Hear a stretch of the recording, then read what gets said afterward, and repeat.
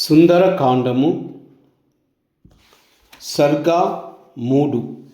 లంకాది దేవత లొంగిపోయి హనుమంతునకు దారి ఇవ్వడం. హనుమంతుడు లంబ పర్వతము మీద రాత్రి అయ్యేదాకా ఉండి అప్పుడు లంకా పట్టణంలో ప్రవేశించాడు. లంకలో రమ్యమైన ఉద్యానవనాలు ఎన్నో ఉన్నాయి. తెల్లని మేఘ మండపం లాంటి భవనాలు అసంఖ్యాకంగా ఉన్నవి. ఎటు చూసినా సముద్ర ఘోషలాగా జనఘోష వినబడుతుంది. సముద్రపు గాలి చల్లగా కొడుతుంది. ప్రాకార ద్వారము దగ్గరికి వెళ్ళేటప్పటికీ అతనికి ఆ పట్టణ సౌభాగ్యం అంతా కనపడింది. ఇది అలకాపురానికి అమరావతికి ఏ విధముగా తక్కువ కాదు. సూర్యబింబాలాంటి దీపికలతో పట్టణము అంతా మెరిసిపోతుంది. చీకటి అనేదే ఎక్కడా కనబడడం లేదు. రత్నాలనే వస్త్రాలు ధరించి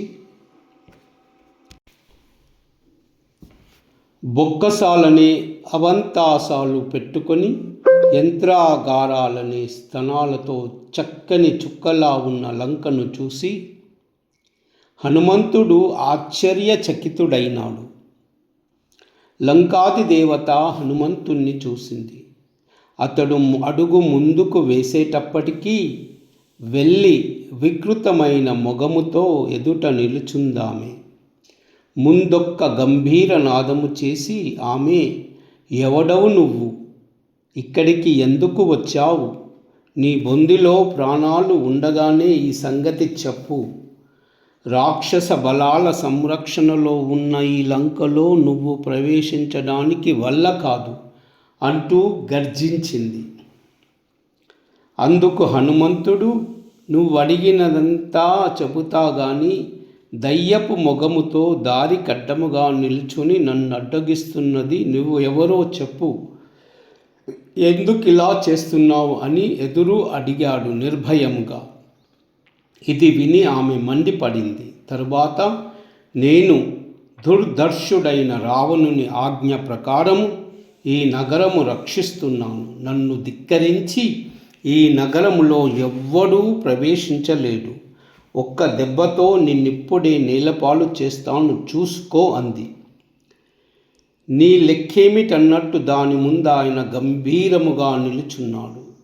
తరువాత, ప్రాకార తోరణాలతో ఉన్న లంకా పట్టణాన్ని చూడాలని వచ్చాను నేను. ఇది విని ఆ లంకాది దేవత, అరే దుర్బుద్ధి వానరదమా, నన్ను జయించకుండా నువ్వు లంకలో ప్రవేశించలేవురా అంటూ గర్జించింది. కపివీరుడు నిశాచరితో, అలా కాదు, ఒక్కసారి నేను ఈ పట్టణం చూసి వెళ్ళిపోతాను అన్నాడు. వెంటనే ఆమె ఒక్క బొబ్బు పెట్టి అతన్నొక్క చరుపు చరిచింది. దానికతను చాలా రోషము తెచ్చుకొని ఎడమ చేతి పిడికిలితో ఒక్క గుద్దు గుద్దాడు. దాంతో లబ లబ మొత్తుకుంటూ ఆమె క్రింద పడిపోయింది. అయ్యో శ్రీ అనుకుంటూ అంతటితో ఆయన ఊరుకున్నాడు. అది చూసి ధైర్యం తెచ్చుకొని, లంకాది దేవత, ఓ వీరాది వీరా, నన్ను రక్షించు. సత్తా కలవారు ధర్మానికి కట్టుబడి ఉంటారు. నేను లంకను నీ చేత ఓడిపోయాను. నీ పరాక్రమము చాలా గొప్పది. నేను చెప్పేది విను. వెనుకటికి సృష్టికర్త నాకు వరము ఇచ్చాడు. ఎప్పుడు వానరుడు ఒకడు వచ్చి తన పరాక్రమముతో నన్ను లొంగదీస్తాడో అప్పుడు రాక్షసులకు విపత్తు మూడిందని తెలుసుకోమని నీ రాకతో ఇప్పుడు బ్రహ్మ చెప్పినట్టే జరుగుతుందని తేలిపోయింది. సీతా మూలముగా రావణునకు రాక్షసులందరికీ కీడు మూడింది. కనుక లంకలో స్వేచ్ఛగా ప్రవేశించు. నీ పనులన్నీ నిరభ్యంతరముగా నెరవేర్చుకో. శాపోపహతమైన లంక అంతా చూడు. సీతను వెతుక్కో. నీ ఇష్టం వచ్చిన చోటికల్లా వెళ్ళు. నీకు తోచినట్లా చెయ్యి. సుఖముగా తిరిగి వెళ్ళిపో అంది చేతులు జోడించుకొని. శ్రీరామ రామ రామేతి రమే రామే మనోరమే